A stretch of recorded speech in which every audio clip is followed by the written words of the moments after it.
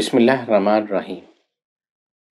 نماز ظہر اور نماز عصر میں نبی مکرم صلی اللہ علیہ وسلم نے جن صورتوں کو تلاوت فرمایا اور احادیث سے ہمیں وہ معلومات میسر ہوئیں، ان کی تفصیل بتا رہا ہوں۔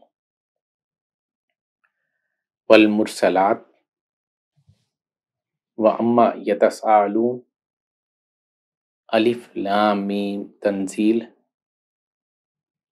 والسماء ذات البروج والسماء الطارق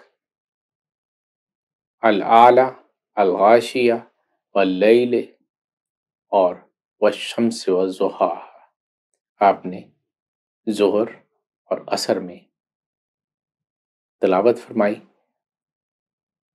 اور آپ کی قرات کو صحابہ کرام آپ صلی اللہ علیہ وسلم کے ریش مبارک کی حرکت سے جان لیا کرتے تھے۔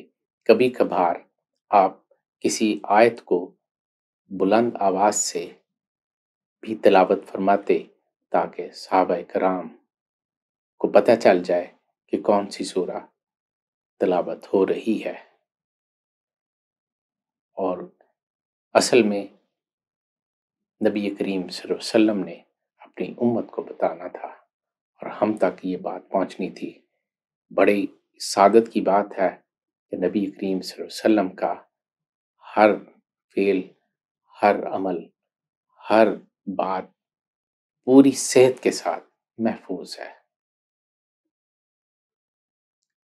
مغرب میں آپ صلی اللہ علیہ وسلم سورہ اعراف 2 رکعتوں میں مختلف مقامات سے پڑھتے، سورہ الطور، سورہ الکافرون، سورہ اخلاص، والتین، والمرسلات، سبح اسم ربی الاعلیٰ، اور عشاء میں السماء ذات البروج والسماء الطارق، سورہ جمعہ، سورہ منافقون۔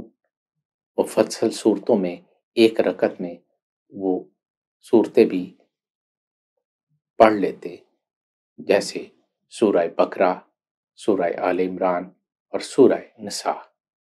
جب آپ صلی اللہ علیہ وسلم خوف والی آیت طیبہ سے گزرتے تو آپ صلی اللہ علیہ وسلم اللہ سے دعا مانگتے اور اللہ سے پناہ مانگتے۔ جب آپ صلی اللہ علیہ وسلم کسی بشارت والی آیت سے گزرتے تو رب تعالیٰ سے دعا مانگتے اور اسی کی طرف رغبت فرماتے۔